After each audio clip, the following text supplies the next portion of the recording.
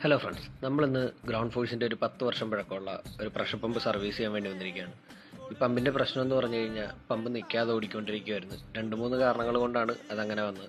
അപ്പം നമ്മൾ പമ്പ് മുഴുവൻ അഴിച്ച് സർവീസ് ചെയ്യാൻ പോവുകയാണ്. ഒരുപാട് തുരുമ്പും കാര്യങ്ങളൊക്കെ കയറിയിട്ടുണ്ട്. ഫസ്റ്റ് തന്നെ അതിൻ്റെ പ്രഷർ ടാങ്ക് പോയിട്ടുണ്ടായിരുന്നു. അപ്പോൾ പ്രഷർ ടാങ്ക് ഇങ്ങനെ നമ്മൾ റിമൂവ് ചെയ്തു. അതിലെ വെള്ളമാണ് ആ പോകുന്നത്. പിന്നെ നമ്മൾ ആ പമ്പിൻ്റെ എല്ലാ സൈഡും റിമൂവ് ചെയ്തിട്ടുണ്ട്. സ്വിച്ചും പ്രഷർ സ്വിച്ചും ഗേജും എല്ലാം റിമൂവ് ചെയ്തു. പിന്നെ ഈ NRV കംപ്ലൈൻ്റ് ആയിരുന്നു. Non return വാൽവാണിത്.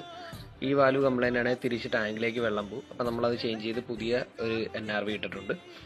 അപ്പോൾ പ്രഷർ ടാങ്കും കംപ്ലൈൻ്റ് ആയിരുന്നു. അപ്പോൾ നമ്മൾ ഈ വേവിൻ്റെ പുതിയ പ്രഷർ ടാങ്ക് വെച്ചിട്ടുണ്ട്. ഗ്ലോബൽ വാട്ടർ സൊല്യൂഷൻസിൻ്റെയാണ്. അപ്പോൾ നമ്മൾ പമ്പെല്ലാം സെറ്റ് ചെയ്തിട്ടുണ്ട്.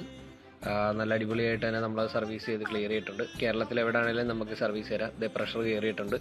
നമ്മൾ ജസ്റ്റ് പ്രഷർ ഒന്ന് നോക്കുവാണ്. നല്ല പ്രഷർ തന്നെ ആയിട്ടുണ്ട്. വീടിൻ്റെ അകത്ത് കയറി നമുക്ക് ചെക്ക് ചെയ്യാനുള്ള ഓപ്ഷൻ ഇല്ലായിരുന്നു. Okay, thank you.